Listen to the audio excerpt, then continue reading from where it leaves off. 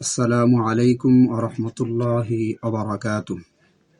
بسم الله الرحمن الرحيم وبه نستعين والحمد لله تعالى وكفى والصلاة والسلام على أشرف الرسل المصطفى صلى الله عليه وسلم. أعوذ بالله من الشيطان الرجيم. بسم الله الرحمن الرحيم.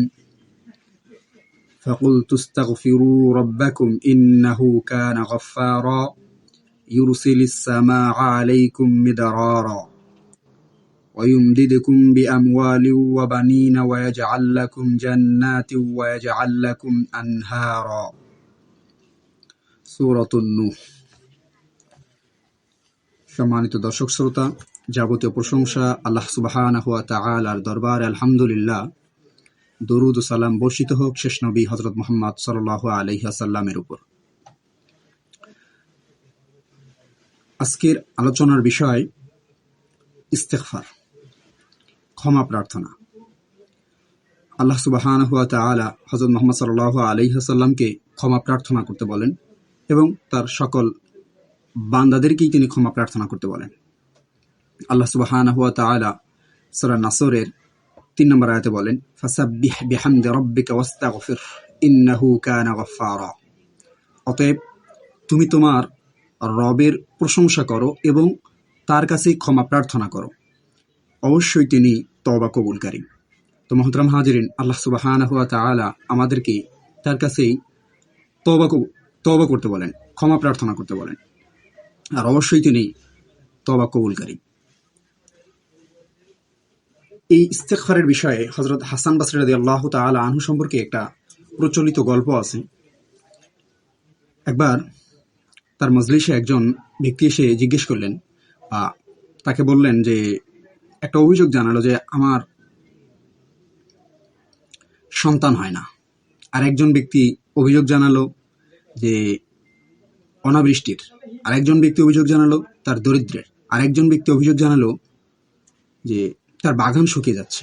তো 4 জন ব্যক্তি 4 রকম অভিযোগ জানিয়েছে। তো 4 জনকেই এক এক করে হযরত হাসান বসরি রাদিয়াল্লাহু তাআলা আনহু 4 জনকেই একটাই উত্তর দিয়েছিলেন।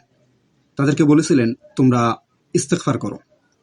তো তারা চলে যাওয়ার পরে হাসান বসরিকে প্রশ্ন করা হলো যে 4 জন 4 রকম সমস্যার কথা বললেন, তো আপনি তাদেরকে 4 রকম উত্তর না দিয়ে একই উত্তর দিলেন, তাও আবার ইস্তিগফারের কথা বললেন।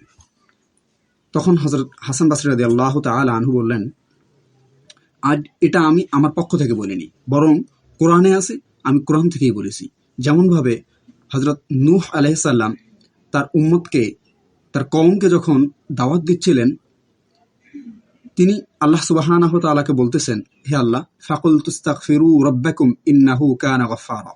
আমি আমার কওমকে বলেছি, তোমরা তোমাদের রবের কাছে ইস্তিগফার করো, নিশ্চয়ই তিনি ক্ষমাশীল। তোমরা যদি তোমাদের রবের কাছে ক্ষমা প্রার্থনা করো, ইউরসিলিস সামা আলাইকুম মিদরারা, তিনি তোমাদেরকে প্রচুর বৃষ্টিপাত করবেন। অর্থাৎ তোমাদের ক্ষেত খামারি হয় না, তোমাদের অনাবৃষ্টির অভিযোগ করো, তাহলে তোমরা যদি ইস্তিগফার করো তাহলে আল্লাহ সুবহানাহু ওয়া তাআলা তোমাদেরকে প্রচুর বৃষ্টিপাত করবেন।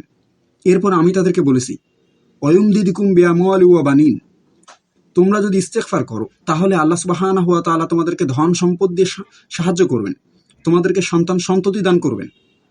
আমি বলেছি, ওয়ায়াজআল লাকুম জান্নাতু ওয়ায়াজআল লাকুম আনহারা, তোমরা যদি তোমাদের রবের কাছে ক্ষমা প্রার্থনা করো তাহলে তিনি তোমাদেরকে এমন বাগান দান করবেন যেখানে নদী প্রবাহিত হয়। তো হযরত হাসান বসরি রাদিয়াল্লাহু তাআলা আনহু যে উত্তর দিলেন যে 4 ব্যক্তির 4 রকম প্রশ্নের একটাই উত্তর ইস্তিগফার করা, এখানেই হযরত নূহ আলাইহিস সালাম বলে দিয়েছেন, তার কওমকে বললেন যে তোমরা যদি তোমাদের রবের কাছে ক্ষমা প্রার্থনা করো, তিনি তোমাদেরকে প্রচুর বৃষ্টিপাত করবেন, এরপরে তোমাদেরকে দরিদ্র থেকে মুক্তি দান করবেন, ধন সম্পদ দান করবেন, তোমাদেরকে সন্তান সন্ততি দান করবেন এবং তোমাদেরকে বাগান দান করবেন যেখানে নদী নালা প্রবাহিত হয়। তো হযরত হাসান বসরি রাদিয়াল্লাহু তাআলা আনহু কোরআন থেকে উত্তর দিয়েছিলেন।